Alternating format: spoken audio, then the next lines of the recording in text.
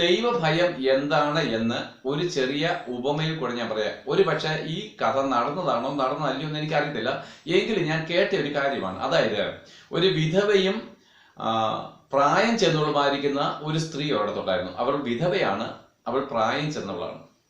ഇവളുടെ വസ്തുവകകള് ഒരു കരുത്തനായിരിക്കുന്ന ഒരു പുരുഷൻ ബലാത്കാരമായിട്ട് അയാളുടെ പേരിലാക്കി. നോക്കുക, അവൾ വിധവയാണ്, അവരെ സഹായിപ്പാൻ ആരുമില്ല, അവൾ വൃദ്ധയുമാണ്. അപ്പോൾ അധികാരസ്ഥരുടെ സപ്പോർട്ടുള്ള, അധികാരസ്ഥന്മാരുടെ മുമ്പിൽ ബഹുമാന്യനായിരിക്കുന്ന, അല്ലെങ്കിൽ ഇദ്ദേഹം പണം കൊടുത്ത് അധികാരസ്ഥന്മാരെ തന്റെ പരിധിയിലാക്കുന്നവനായിരിക്കാം. പക്ഷെ ഇവൻ എന്താണ്, ഈ വിധവയുടെ വസ്തുവകള് സ്വന്തമാക്കി. അതിന് പല ഉദ്യോഗസ്ഥന്മാരും കൂട്ടുനിന്നു.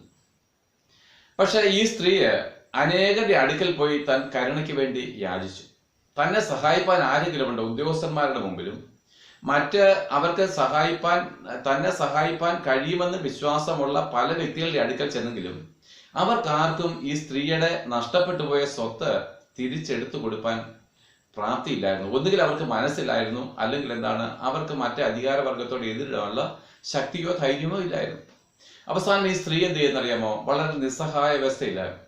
അവർക്ക് നീതി കിട്ടിയില്ല. പക്ഷെ അവർ മരിക്കുന്നതിന് മുമ്പ്, അല്ലെങ്കിൽ അവർക്ക് അല്പം ജീവനുള്ളപ്പോൾ, ഈ ചെറുപ്പക്കാരനായിരിക്കുന്ന, ഈ ശക്തനായിരിക്കുന്ന മനുഷ്യനോട് ഒരു കാര്യം മാത്രം പറഞ്ഞു: എടാ, മുകളിൽ നിന്ന് ഒരുത്തൻ ഇതൊക്കെ കാണുന്നുണ്ടെന്ന് നീ ഓർത്തോണം. എന്താ പറഞ്ഞത്? മുകളിൽ നിന്ന് ഒരുത്തൻ ഇതൊക്കെയും കാണുന്നുണ്ടെന്ന് നീ ഓർത്തോണം. അത്രയും പറഞ്ഞു. അവർക്ക് നീതി കിട്ടിയില്ല, അവർ മരിച്ചു. പ്രിയരെ, ഈ സ്ത്രീ പറഞ്ഞതിന്റെ അർത്ഥം എന്താണെന്നറിയാമോ? ഒരുപക്ഷെ അന്ന് ഈ ചെറുപ്പക്കാരൻ പറഞ്ഞു കാണിക്കുക, മുകളിലിരുന്ന് കാണുന്നവരൊക്കെ കണ്ടോട്ടെ, എനിക്ക് എന്താ കുഴപ്പമെന്ന് അയാൾ ധാർഷ്ട്യത്തോടെ പറഞ്ഞു കിടന്നു. ഇതിന്റെ യഥാർത്ഥമായിരിക്കുന്ന സത്യം എന്താ നിങ്ങൾക്കറിയാമോ?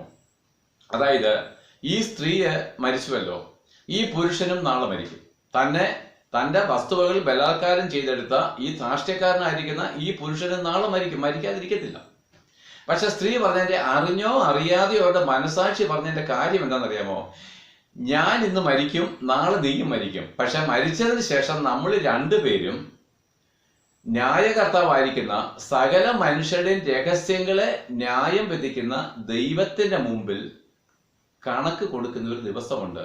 അന്ന് നീ ഇന്ന് എന്നോട് ചെയ്ത ഈ ദുഷ്പ്രവൃത്തിക്ക് അന്ന് നീ കണക്ക് പറയേണ്ടി വരും. എന്തു ചെയ്യും?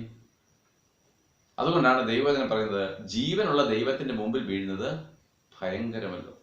പ്രിയരെ, നമ്മൾ ചെയ്യുന്ന ഓരോ കാര്യത്തിനും, അരുതാത്ത കാര്യങ്ങൾ ചെയ്ത എല്ലാത്തിനും നമ്മൾ ദൈവത്തിന് മുമ്പിൽ കണക്ക് തീർക്കുന്ന ഒരു ദിവസം മരണാനന്തരം ഉണ്ട് എന്നുള്ള കാര്യം നിശ്ചയമാണ്.